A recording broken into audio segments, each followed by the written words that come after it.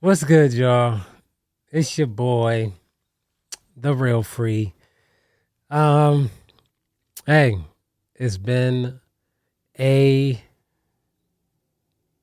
doobie lately, to say the least. A lot to catch you guys up on. And if by any chance you guys hear the faint noise of a baby in the background, that is my beautiful, lovely daughter, my 1 year old Christiana, my that is my 1 year old goddess. I keep I keep calling her Christiana. Um, my 13 or yes, soon to be 14-year old daughter, Christiana. But this is Goddess. She's in studio with me in her playpen, and Daddy's hoping that she's gonna be a good little girl. But she's clapping for me back there. Yeah. So hopefully it's limited to just that and not her eventually roaring. But anyways, we are wrapping up for season 5. Season 5 was awesome. Thank you for everybody that supported season 5. Season 6, man, do we have quite a bit to catch you guys up on. For those who've been following us on, Facebook and other social media, you've heard my mother-in-law passed away. My wife's mother, who I was close with, and obviously my wife losing her mother. She's going through she's coping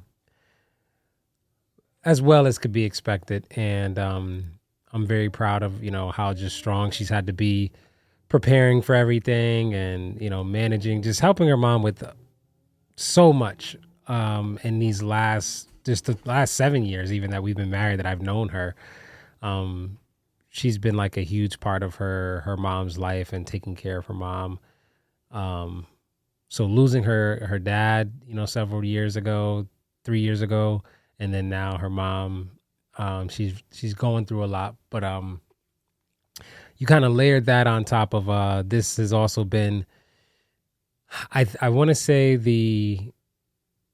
it was my second day of starting graduate school, getting my master's degree. The second day of class is when mom passed away, and so that has been very just challenging to kind of weigh up all those things and the balance and just stay focused and also be a supportive husband. Um, and I just thank my wife so much because she's one of those people, man, that she is a giver and a supporter to a fault, and I know at this time while I'm starting grad school, uh, she's still thinking about me and being concerned with me and how I'm doing, and at the same time having to like grieve the loss of her mom. So I'm just really, really grateful for that, man. I'm grateful for just having a wife like that, man. I just want to be able to be the best support I can in this season for her, while also being able to just stay focused to continue to run a full-time business and now grad school, and now just another phase of school for my 13 year old daughter. She just started high school, so a lot of just things are shifting this season, um and so uh I want you guys to just stay locked in, continue to pray for us, those who pray. um Thank you for those who continue to be supportive throughout all of this. And even with the another just transition, or not a transition but a new thing this season is we launched TSS, Lyrical Assassins League, and had that first event was early September, and that was like well received. People love that. So shout out to my man Angel, shout out to Rudy. They were two other artists who participated in that sort of inaugural event, and we're looking for more poets, more rappers that you know can sort of rock with us on that platform. So keep on the lookout for that. Just started the social media pages for the Lyrical Assassins League. So on Facebook and Instagram, you could just search at Lyric Assassins, and then you'll see like the logo right there. What else? What other updates for you guys? I think those are really the big things. this season, I also, I started to like launch this particular topic as like one of the free game Friday videos, but really, I don't think it really matters where we launch it. But this idea that I got this season that just I feel like God put in my spirit is remembering that if you're in a service business, you do something for people, or even a product business, as small business owners, as entrepreneurs, creatives, remembering that you are your biggest client. And that could be really hard, especially for those people who do business or, do your creative entrepreneur thing that you do.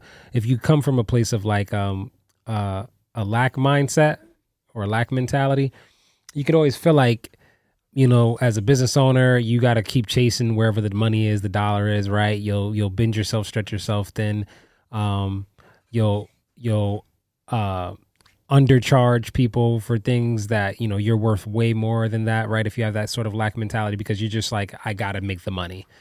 But I think that same mentality also contributes to small business owners and entrepreneurs having a way that they do business where their own business, things that should be sort of tightened up and sort of tailored and, polished concerning them, whether it's tangible things they need, equipment, whether it's presentation, marketing, their website, their branding, those things could fall by the wayside because so much time is being put into their clients and then them last. And I experienced that a lot in this past couple seasons, where, the business was growing, and continues to grow. I'm so grateful to God for that. But I can see where for my own branding and for certain things, like my website, things I wanted to find time to get to and sort of, polish up, those things were falling by the wayside. And so it's been a blessing to me just in the past 3 weeks, since I started grad school. A lot of the things and concepts we're learning and the master's degree, the marketing program at Johns Hopkins University has really inspired me to remember that I have to be my biggest client. And I think when you do that as a small business owner, as an entrepreneur, I think it ultimately leads to you gaining more business. The more polished, the more tailored, the more put together, refined, consistent you can be with yourself, right? So whether it is your creative things you do for you, whether it's, just, I don't know, if you're a storefront owner, right? Like the better, clean your shop looks or things like that. They all contribute to things that consumers or potential consumers can look at. And at the end of the day, feel more comfortable with doing business with you because you display a certain degree of consistency, togetherness, professionalism with your brand, your platform, your presentation. And that's what really that means, putting yourself first, being your own biggest client. So I'm learning that, and I'm getting better with this season of being more organized with my day and the time of the day.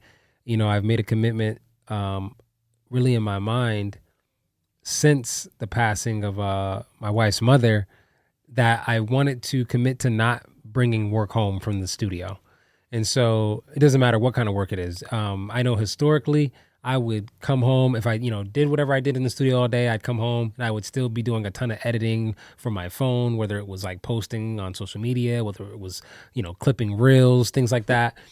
And because they were small things and I, was just doing it from my phone, I felt like, because I would kind of still be present at home, if anyone ever needed me, I felt like, it was no big deal. But my wife said something to me and I paid attention to it. And it really like kind of resonated with me. I really heard her heart with this. And she said, I know when you're home and you're on your phone, babe, you feel like because you're available here and you're home with us now, you left the studio. If I need you to do something, you always say, hey, I can just ask you. Or if the kids need something, you're home, you're right here, you're available.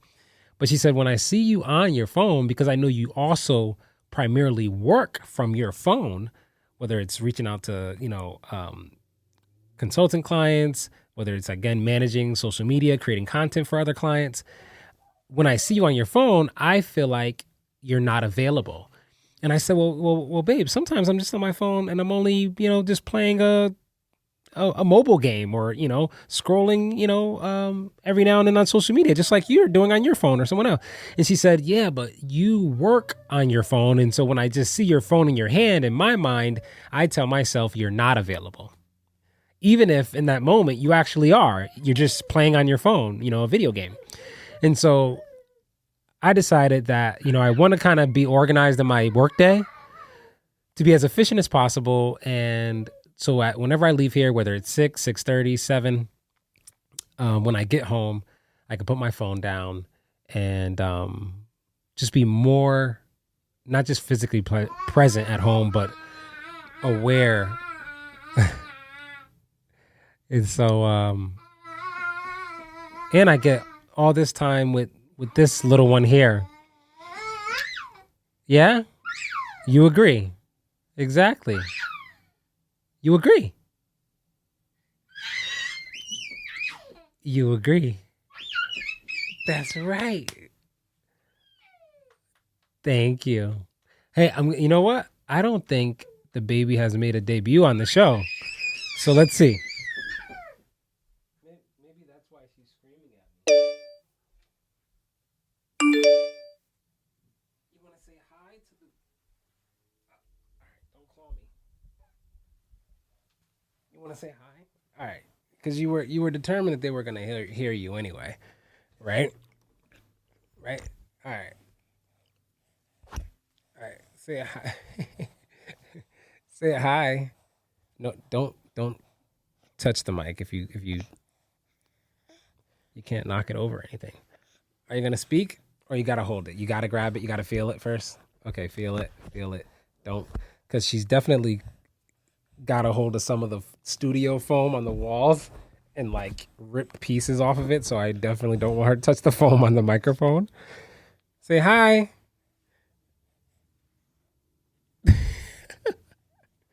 All right. We're wrapping up now anyway. We're wrapping up. Okay. Thank you so much, guys. Again, thank you for all the support. And can you say stay tuned for season 6? Make sure you subscribe. Say subscribe. Say subscribe. All right. Subscribe. Again, till next time, guys. It's free lunch, free food for your soul. Peace.